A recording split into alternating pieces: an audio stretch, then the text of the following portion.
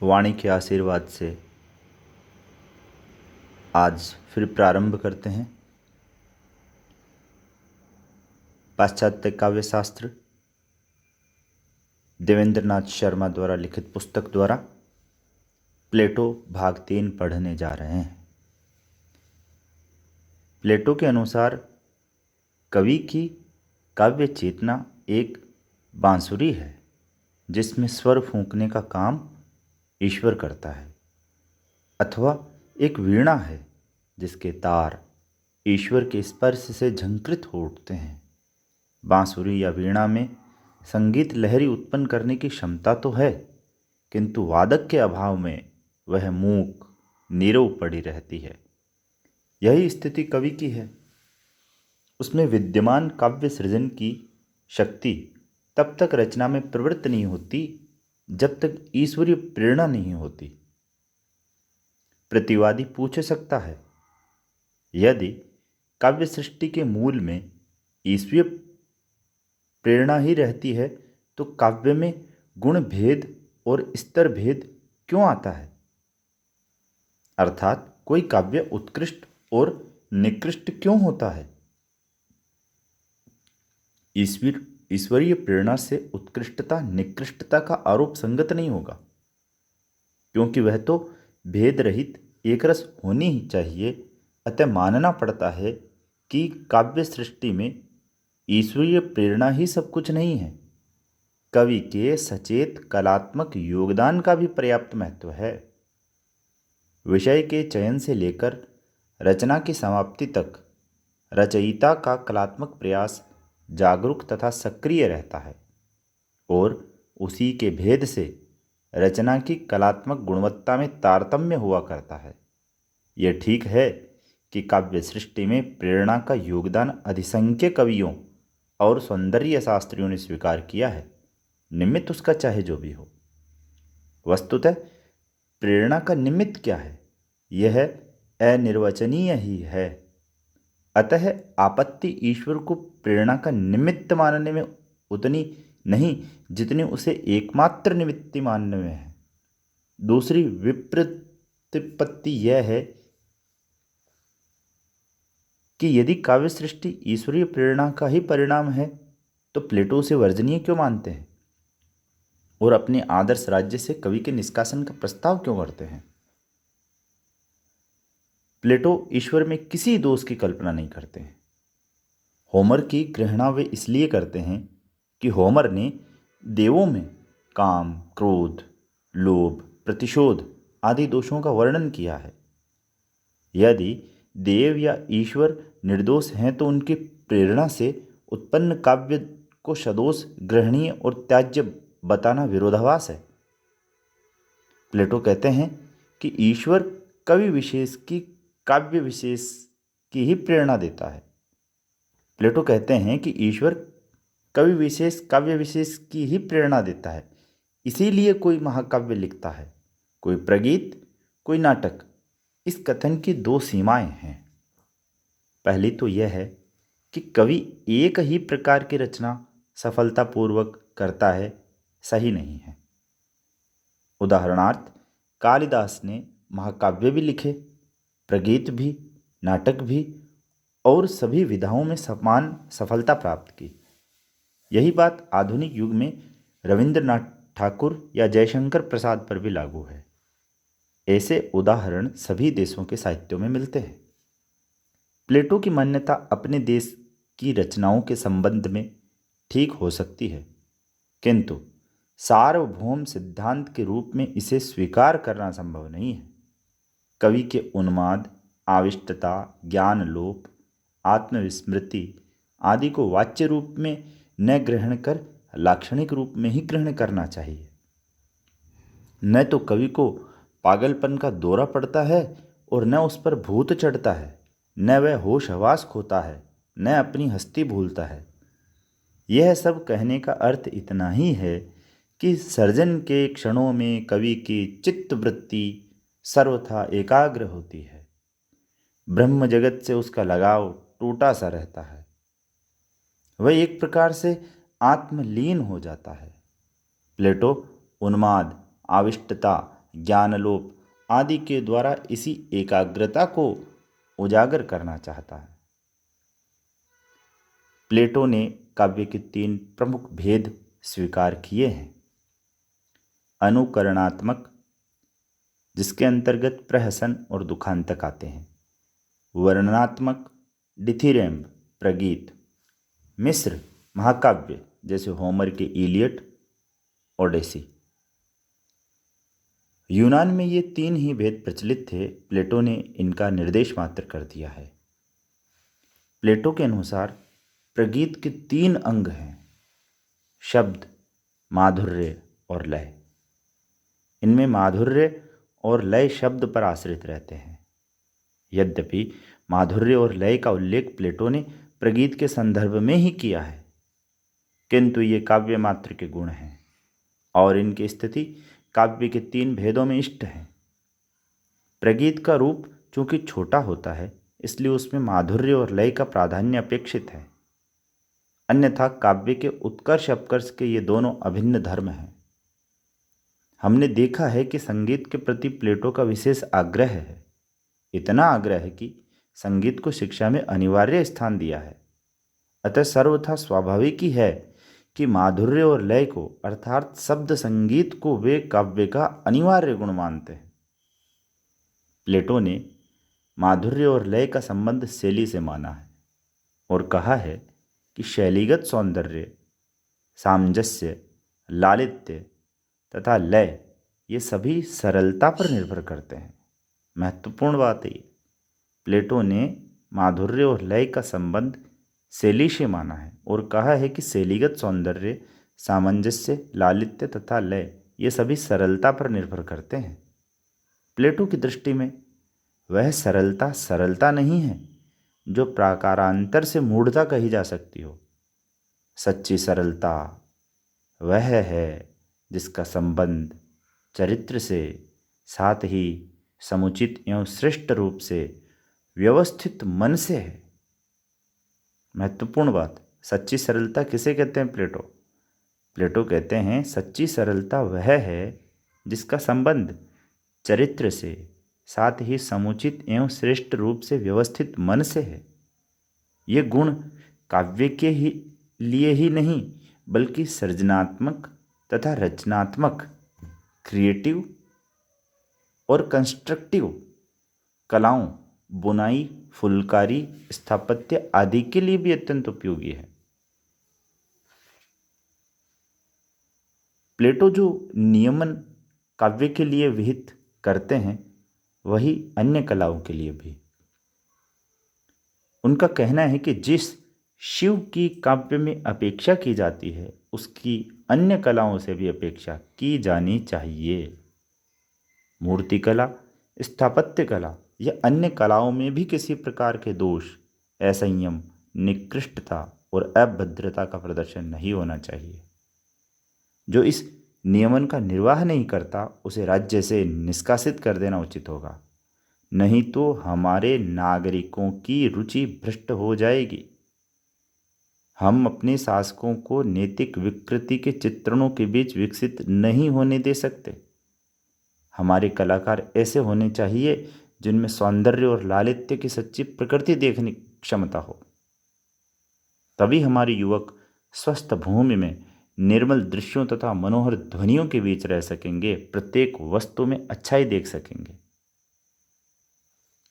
प्लेटो कितनी बढ़िया बात कहते हैं कि हमारे कलाकार ऐसे होने चाहिए जिनमें सौंदर्य और लालित्य की सच्ची प्रकृति देखने की क्षमता हो। तभी हमारे युवक स्वस्थ भूमि में निर्मल दृश्यों तथा मनोहर ध्वनियों के बीच रह सकेंगे और प्रत्येक वस्तु में अच्छाई देख सकेंगे। मूल्यांकन। अब प्लेटो का मूल्यांकन आता है सारांश में। पाश्चात्य आलोचना के इतिहास में प्लेटो का जितना विशिष्ट स्थान है उतना प्रभावी भी है। यो उनका प्रकृत क्षेत्र था दर्शन और उद्देश्य था आदर्श गणराज्य की स्थापना, किंतु हृदय उन्हें कवि का मिला था और अभिव्यंजना में काव्य की रोचकता तथा मोहकता थी। अतः आलोचक न होने पर भी उनके लेखन में आलोचना के जो संकेत हैं वे बड़े ही महत्वपूर्ण हैं, और उन्होंने विधि निषेध दोनों ही रूपों में उत्तरवर्ती आलोचना को प्रभावित एवं निर्देशित किया है। एक और प्लेटो ने काव्य की उपयोगिता पर प्रश्न चिन्ह लगाकर भावी आलोचकों को, जिनमें उनके शिष्य अरस्तु भी हैं, काव्य की पक्षधरता के लिए प्रेरित किया। वहीं दूसरी ओर कलापरक विवेचन को गंभीर दार्शनिक निरूपण का विषय भी बनाया। काव्य एवं कला के स्वरूप, प्रयोजन तथा प्रभाव से संबद्ध अनेक विचारणाओं के प्राचीनतम उद्भावक प्लेटो ही हैं। प्लेटो का कला विषयक दृष्टिकोण विधेयात्मक या मानकीय है, अर्थात वे ये बताना चाहते हैं कि कला कैसी होनी चाहिए। इसके विपरीत अरिस्टो का दृष्टिकोण वर्णनात्मक या विश्लेषणात्मक है।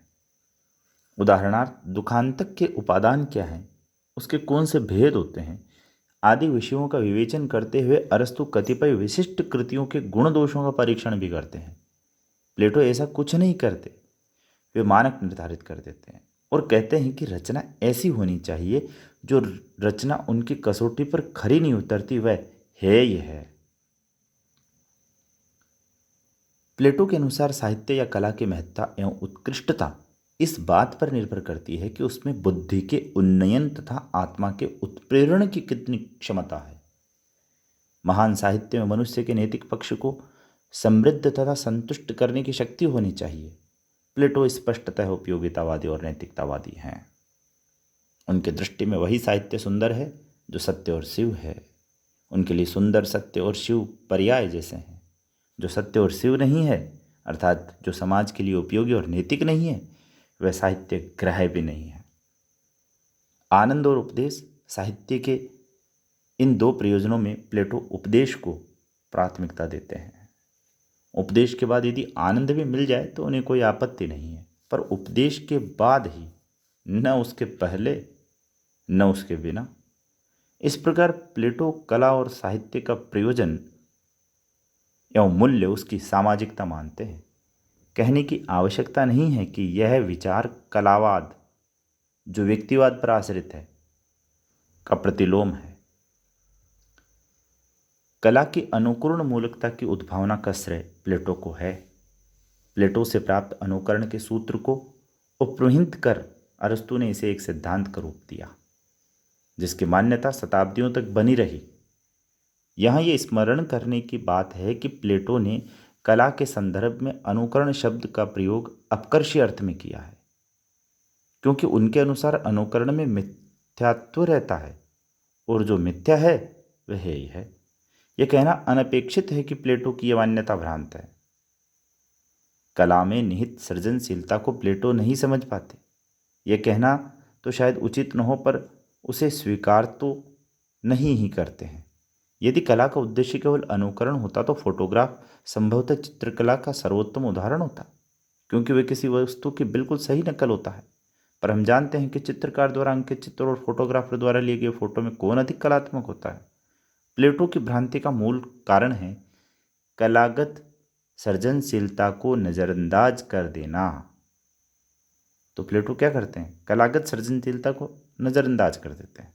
वे ये भूल जाते हैं कि कलाकार किसी वस्तु की नकल नहीं करता, बल्कि कला के द्वारा उस वस्तु का आदर्शीकरण करता है, आइडियलाइजेशन करता है। अर्थात वह वस्तु को केवल वस्तु के रूप में नहीं देखता, बल्कि उसे किसी प्रत्यय के प्रकटन के रूप में ही देखता है। वह दूसरों की दृष्टि में वस्तु का प्रत्यक्ष नहीं करता, बल्कि उसके आवरण को अपनी प्रतिभा तथा कल्पना से भेद कर प्रत्यय को ही अधिक दीप्त एवं रमणीय बनाकर प्रस्तुत करता है। प्लेटो ईश्वरीय प्रेरणा को कला सृष्टि का अनिवार्य साधन मानते हैं। व्युत्पत्ति, अभ्यास आदि का महत्व उनकी दृष्टि में नितांत पूर्ण है। काव्य देवी के अनुग्रह और प्रसाद से ही कोई कवि उत्कृष्ट काव्य रचने में सफल होता है। यह दिव्य प्रेरणा एक प्रकार का उन्माद है जो सर्जक को पूर्णतः आविष्ट कर लेती है और वह विवश भाव से सृजन में व्याप्त हो जाता है। कला को ईश्वरीय प्रेरणा से उद्भूत कहकर प्लेटो उसका कोई उत्कर्ष सूचित नहीं करते, बल्कि प्राकारांतर से उसे तर्क से निम्नतर सिद्ध करते हैं। दुखांतकों को देखने से या महाकाव्यांतर्गत त्रासद प्रसंगों को सुनने से दृष्टा श्रोता के मन में भाव के उद्वेलन के परिणाम स्वरूप जो उद्विग्नता या विहलता उत्पन्न होती है उसे विरेचन का पूर्वाभास माना जा सकता है। अरस्तु के हाथ में पढ़कर अनुकरण की तरह विरेचन भी एक सिद्धांत बन गया। प्लेटो को स्वच्छंदतावादी आलोचना का प्रवर्तक भी कहा जा सकता है। स्वच्छंदतावाद नियम का बंधन नहीं मानता, वह काव्य या कला से उत्पन्न होने वाले प्रभाव को ही महत्व देता है। प्लेटो ने काव्य के प्रभाव मात्र पर ही विचार किया है। प्लेटो ने दर्शन और काव्य के शाश्वत विरोध की बात कही है, ध्यान देने योग्य बात है। प्लेटो ने दर्शन और काव्य के शाश्वत विरोध की बात कही है। उनके जैसे दार्शनिक से यह सुनकर आश्चर्य होता है। वस्तुतः दर्शन और काव्यालोचन एक दूसरे के विरोधी नहीं, पूरक हैं। बिना दार्शनिक भित्ति के काव्यालोचन के सैद्धांतिक पक्ष का, जिसे पर्याय भेद से सौंदर्य शास्त्र कहते हैं, सम्यक विवेचन हो ही नहीं सकता। यही कारण है कि आगे चलकर सौंदर्य शास्त्र दर्शन शास्त्र की शाखा के रूप में विकसित हुआ। कांट, हेगेल, कॉलरिज, क्रोचे आदि यूरोपीय तथा शंकुक, भट्टनायक, अभिनवगुप्त आदि भारतीय दार्शनिकों के विवेचन इसके प्रमाण हैं। प्लेटो के कला विषयक विवेचन में पर्याप्त पुनरुक्ति है। इसका कारण यह है कि अनेक संवादों में उन्होंने प्रसंग अनुसार ये प्रश्न उठाया और इसका समाधान किया है। संवादों की रचना काल दीर्घव्यापी है, स्वभावतः उनमें एक सूत्रता कायम रखना शक्य नहीं हो पाया है। फिर प्रसंग भेद से भी एक ही प्रश्न अनेक बार उठा है और उसका समाधान उसके अनुरूप करना पड़ा है। इसलिए यह पुनरुक्ति परिस्थिति की अनिवार्यता से उत्पन्न है, लेखक की असमर्थता से नहीं। प्लेटो की तार्किक प्रखर अभिव्यंजना प्रांजल तथा शैली आकर्षक है। उनके व्यक्तित्व के उपादान कवि के हैं और कार्य उन्हें दार्शनिक का करना है। ये विरोधाभास, ये द्वंद्व उनके कला विषयक प्रतिपत्तियों का मूल है। यो उनका विरोध भी काव्य के लिए वरदान ही सिद्ध हुआ है, क्योंकि पक्ष विपक्ष के तर्कों के प्रवाह ने आलोचना की भूमि को उर्वर रखा है। जो व्यक्ति 2500 वर्षों तक चर्चा का विषय बना रहा, उसकी प्रासंगिकता को प्रमाण की अपेक्षा नहीं है। इसी के साथ इस पुस्तक से प्लेटो के अध्याय का समापन होता है। अगली बार अरस्तु से बात करते हैं, अरस्तु की बात करते हैं। धन्यवाद। आपके जीवन में नए उजाले हैं। स्वस्थ रहें, व्यस्त रहें, जीवन को रचनात्मकता की ओर मोड़े, सृजनात्मकता की ओर मोड़े। धन्यवाद।